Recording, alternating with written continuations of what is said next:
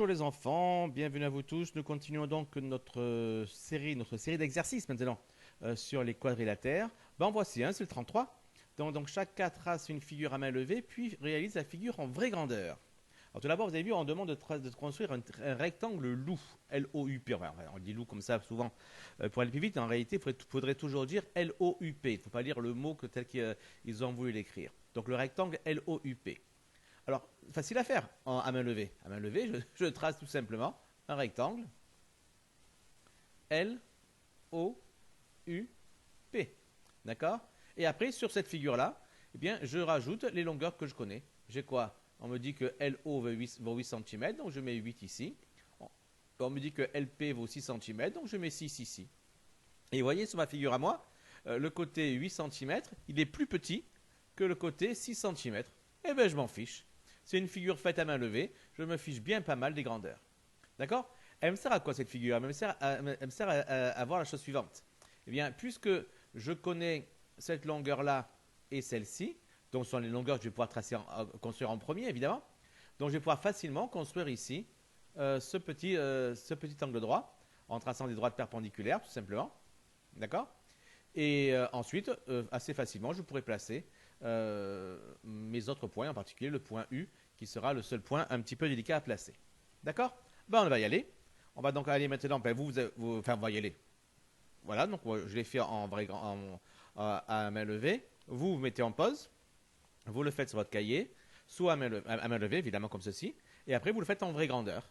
Alors, soit avec donc des vrais instruments, règles, compas, équerre et compagnie. Soit vous faites comme je vais faire moi, vous utilisez GeoGebra. Mais d'abord, vous faites sur pause, vous ne regardez pas la correction. Et ce sera pareil pour tous les autres exercices. Pour le B, pour le petit C, vous mettrez en pause évidemment à chaque fois avant de voir la correction. Voilà, allez on y va. Correction donc du petit A. Donc il fallait donc construire ceci. Donc ça, on avait fait déjà avec grandeur. On a vu qu'il fallait donc tracer ces droites-là. Le plus simple finalement ici, ce que je vais faire, au lieu de tracer directement les segments, je vais tracer une droite. Voilà. Ceci sera le point L. D'accord. Et est-ce bien intéressant de faire une droite plutôt qu'un segment? Bof. Parce qu'il fait directement une perpendiculaire de deux segments, non. Non. Je ne veux pas faire comme ça. On va faire comme on avait fait habituellement. On va d'abord faire un segment de longueur donnée. Donc ici, j'ai la longueur, on me demande LO, je vais faire LO en premier. LO, c'est 8. D'accord? Voilà, il a appelé CD, donc il faut que je renomme, évidemment. Je renomme le point C en L et je renomme le point D en O. Voilà. Ensuite, donc je trace donc la perpendiculaire. Donc je vais tracer la perpendiculaire qui passe par L, perpendiculaire à cette droite, enfin la droite qui est portée par ce segment. Donc j'ai ici ma perpendiculaire. Et ici, je vais donc avoir mon point P. Il est où mon point P? Il est à 6 cm. Donc pour cela, moi je dois tracer un cercle de centre L et de rayon 6 cm. Voilà. Et ce cercle et cette droite ont une intersection. C'est ici, intersection. La droite et le cercle ont une intersection. Ah, il n'a pas pris la droite, voilà. Ici, en ce point qu'il a appelé C et que moi je vais appeler P. D'accord? Bon, remarquons qu'il a également, si je dépasse un peu ici, mis un point D ici que je vais pas forcément renommer parce que le point D, je n'en ai pas besoin dans cet exercice. Donc, je vais tout simplement ne pas l'afficher. Voilà, je ne vais pas l'afficher, tout comme je ne vais pas afficher non plus le cercle. Et je ne vais pas non plus afficher la droite. Comme ça, je n'afficherai que le segment LP. Ensuite, qu'est-ce qu'il faut que je fasse? Pour pouvoir avoir le reste du rectangle, il faut que je trace ici un angle droit et ici un angle droit. Comme ça va me faire ces deux droites-là. Et à l'intersection, j'aurai mon point U. Donc, c'est ce que je vais faire. Il est où? Il est là. Donc, je trace donc une perpendiculaire qui passe par O, perpendiculaire à LO, et une perpendiculaire qui passe par P, perpendiculaire à LP, et à l'intersection, non, pas point sur objet, à l'intersection de ces deux droites, eh bien, j'ai mon point qui lui m'appelle C, mais moi je veux l'appeler, renommer, je veux l'appeler U. D'accord?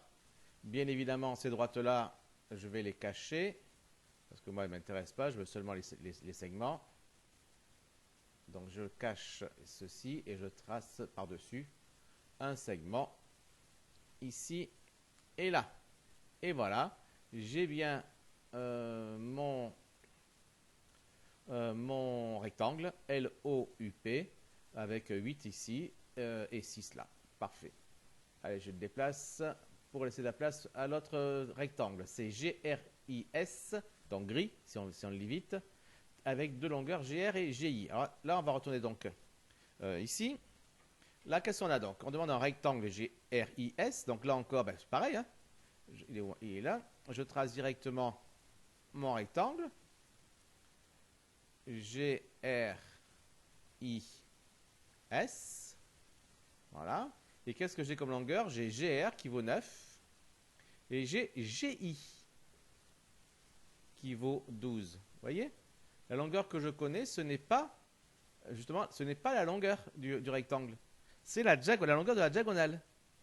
Donc évidemment, la construction va forcément être différente. Alors comment est-ce qu'on va faire pour ça? Bien, tout d'abord, on va bien tracer GR. Comme ça, j'aurai mon premier segment que je connais bien. Je vais ensuite tracer cette perpendiculaire, RI. Sauf que là, je vais tracer réellement une droite. Enfin, en réalité, si vous faites sur le cahier une demi-droite suffira. Mais moi, je ferai une droite complète. D'accord? Et je vais donc faire une droite perpendiculaire, évidemment. Et puisque le point I qui est là, enfin, on ne voit plus trop le point I tellement j'ai fait des grabouillages. Puisque le point I qui est là, il est à 12 cm du point G, eh bien, ça veut dire qu'il est sur le cercle de centre G et de rayon 12 cm. Et donc, il sera à l'intersection entre le cercle de centre G et de rayon 12 cm, donc le cercle que j'ai fait ici, et la droite que j'ai faite là. Donc, on voit donc qu'il va falloir donc tracer une perpendiculaire et un cercle, mais pas le même cercle qu'on avait fait jusqu'à présent. D'accord? Alors, on va donc le faire. Donc, je retourne sur GeoGebra pour le faire. Alors, GR pour commencer. Donc, on trace un segment. Hop, hop. Ah non, je fais n'importe quoi. C'est un segment de longueur donnée. Quelles sont les longueurs? GR, c'est GR en premier que j'avais dit. C'est ça, GR. C'est 9.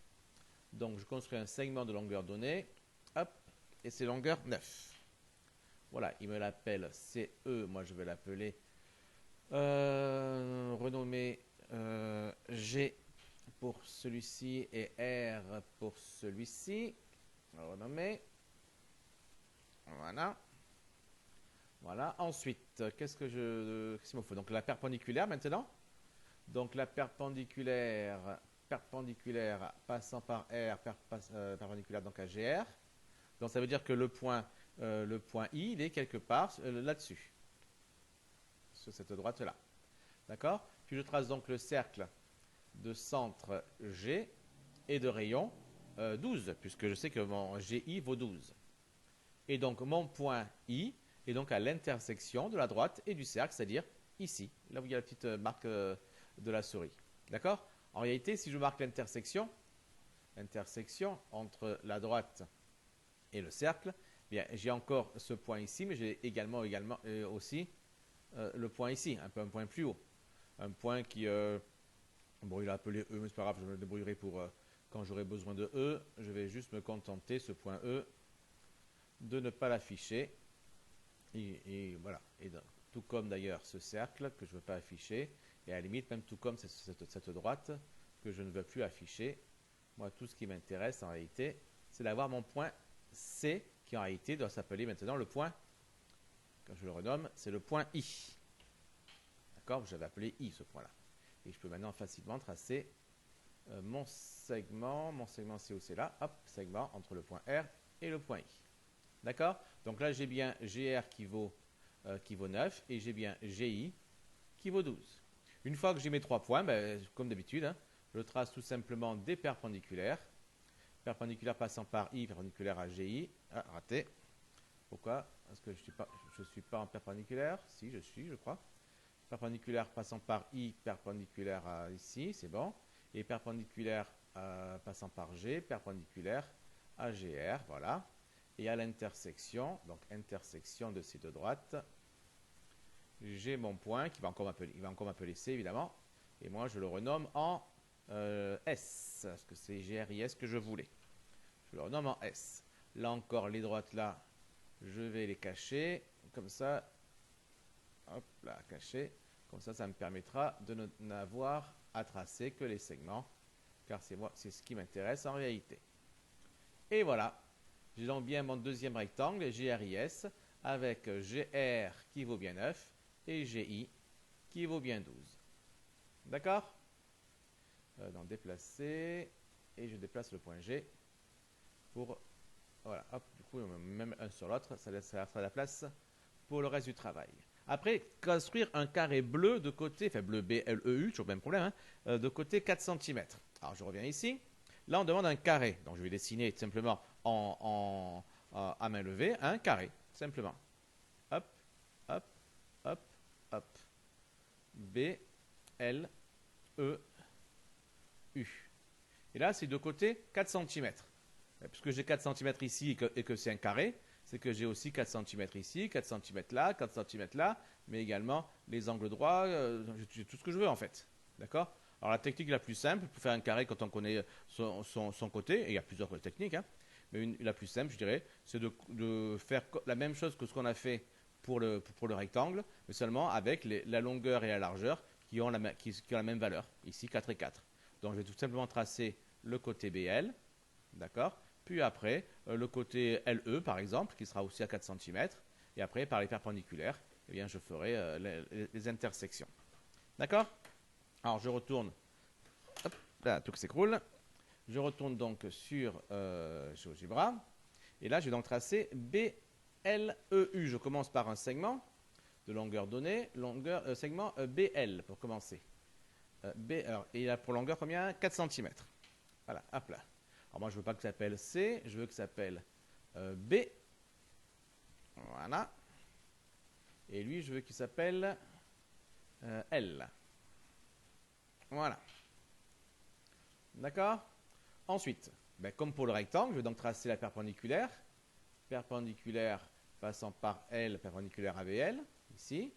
Et je dois avoir la longueur LE qui fait 4 cm aussi, donc je trace un cercle de centre L et de rayon 4 cm. Parce que j'ai 4 cm entre L et E. Et à l'intersection, où est l'intersection? C'est ici, à l'intersection entre le cercle et la droite, eh bien, j'ai le point, alors ce n'est pas le point C, c'est le point BLE, donc c'est le point E. D'accord? Comme toujours, je vais plutôt déplacer le point B, ça marchera, je pense. Hein, ouais. Comme toujours, il m'a mis un point en plus ici, un deuxième point d'intersection, que je vais tout simplement cacher, tout comme je cache le cercle, tout comme je cache la droite, et je ne trace seulement que le segment LE. D'accord? Après, bon, on continue pareil, il y a différentes techniques pour y arriver, hein, attention, mais évidemment, le plus classique ici, ce sera donc continuer perpendiculaire passant par E, perpendiculaire donc à LE, perpendiculaire passant par B, perpendiculaire à BL, et à l'intersection, eh bien, je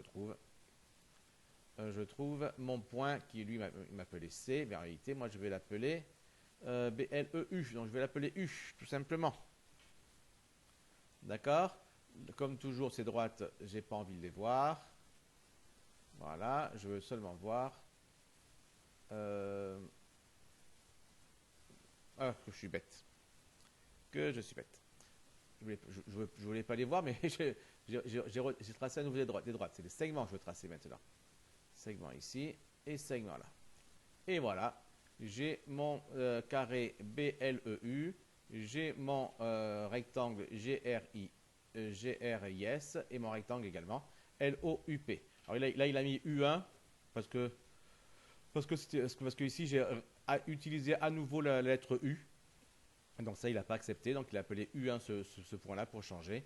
C'est d'ailleurs pas terrible que dans l'exercice, ils aient mis deux fois le point U, car vous savez qu'on ne peut pas avoir deux fois la même lettre dans une même figure. Voilà pour ce premier exercice. Passons donc au suivant. Alors, nouvel exercice. Construire un triangle isocèle ABC de ce principal C. Alors, triangle isocèle, ça veut dire quoi, triangle isocèle, vous vous rappelez? Triangle isocèle, ça veut dire triangle qui a deux côtés égaux. D'accord? Oula, j'aurais pas dû faire ça deux fois. Voilà, c'est pas grave. Donc, deux côtés égaux. Très bien. Et de sommet principal C, d'accord? De sommet principal C, ça signifie que le point à partir duquel partent les deux côtés égaux, eh bien, c'est le point C. Donc, un triangle isocèle ABC, ça va donner un triangle isocèle comme ceci. Isocèle et sommet principal C. On dit en général, on dit plutôt isocèle en C. D'accord? ABC, isocèle en C. Mais on peut dire aussi triangle ABC, isocèle de sommet principal C. Voilà. Donc ici, j'ai donc mon point C ici, mon point A ici, mon point B là. Vous avez vu ce que j'ai fait ici? On ne me l'a même pas demandé, mais j'ai déjà fait une figure à main levée. Voilà, une figure à main levée sans même me soucier des longueurs. C'est ce qu'il faut faire, ça, à chaque fois. Dès qu'on a un truc, on commence, on fait une figure à main levée pour voir un peu, pour visualiser ce dont on est en train de parler. Alors AB, ça fait 3,5. Voilà. Et AC, ça vaut 4,2. Mais comme il est isocèle en C, eh bien, ça veut dire que BC, il vaut lui aussi 4,2. D'accord? Ensuite, il faudra construire un losange, mais ça, on verra plus tard. Donc d'abord, il faut construire ceci, mais en vraie grandeur. Alors comment on va faire ça? Eh bien, c'est très simple. On va tout d'abord construire ce premier côté, là, le côté AB, de 3,5 cm. D'accord? Et ensuite, puisque le point C dont on parle ici, il est à 4,2 cm du point A, ben, ça veut dire qu'il est sur le cercle de centre A, et de rayon 4,2. Et comme il est aussi à 4,2 cm du point B, c'est qu'il est sur le cercle de centre B et aussi de rayon 4,2. Donc je n'ai qu'à tracer ces deux cercles-là et à l'intersection, ça me donnera mon point C. D'accord? Ben, c'est ce que je vais faire. Ce que vous allez faire déjà sur votre feuille de cahier et éventuellement sur GeoGebra si vous êtes à l'ordinateur. Alors, allons-y.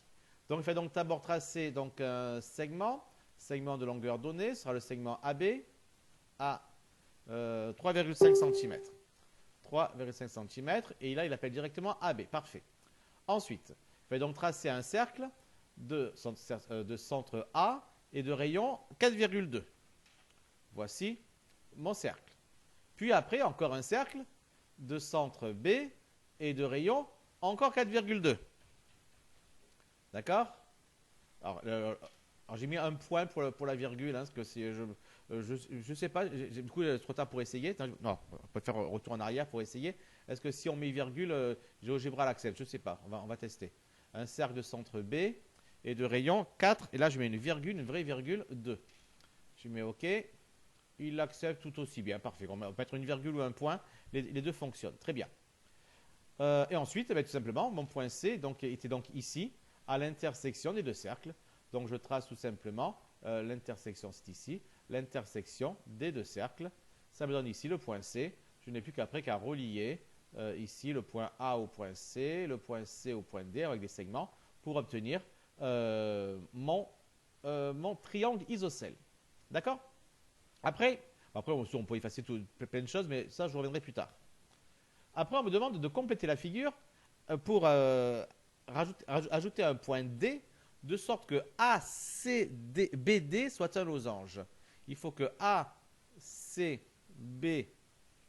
du coup, D, soit un losange. D'accord? C'est quoi un losange?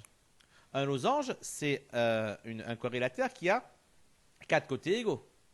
Donc, puisque ce côté vaut 4,2, bien forcément, ça veut dire que celui-ci, le côté AD et le côté BD, ces deux côtés valent également 4,2 cm. D'accord? Et donc, puisque le point D, il est à 4,2 cm du point A, d'accord? Ça veut dire qu'il est sur le cercle de centre A et de rayon 4,2. Mais ce cercle, Je l'ai déjà tracé tout à l'heure. C'est celui-ci. C'est le premier cercle, celui qui m'a permis de tracer le point C. Le cercle de centre A, vraiment, moi je suis là, de centre A et de rayon 4,2. Mais le point D, il est aussi à 4,2 cm du point B. Donc il est aussi sur le cercle de centre B et de rayon 4,2. Mais ce cercle de centre B et de rayon 4,2, je l'ai déjà tracé. C'est celui-ci, celui qui m'a permis de tracer le point C. D'accord? Donc ces cercles, en réalité, je les ai déjà tracés. Du moins, si j'ai tracé les cercles en entier. Et sur GeoGebra, j'ai tracé les cercles en entier. Et regardez ce qu'il m'a fait ici quand j'ai fait l'intersection. Il m'a déjà placé mon intersection ici. Il m'a déjà placé mon point D. Donc en réalité, maintenant ici, je n'ai plus qu'à construire le segment AD, le segment BD. Et ça y est, j'ai mon losange. Bon, maintenant, je vais évidemment cacher, donc ne plus afficher les cercles. Je peux même ne plus afficher le segment AB. Voilà. Encore un exercice? Allez, encore un exercice. Voilà donc ce nouvel exercice.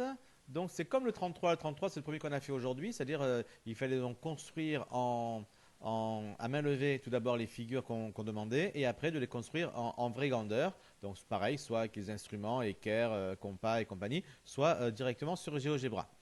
Voilà. Eh bien quoi, vous savez quoi? Ben, vous allez le faire. Vous allez le faire et puis on le corrigera la prochaine fois. Nous, on s'arrête là pour aujourd'hui. Là, c'est le même principe que le 33, mais ce ne sont plus des rectangles, ce sont des losanges. Allez, travaillez bien les enfants et à la prochaine fois. Bye bye.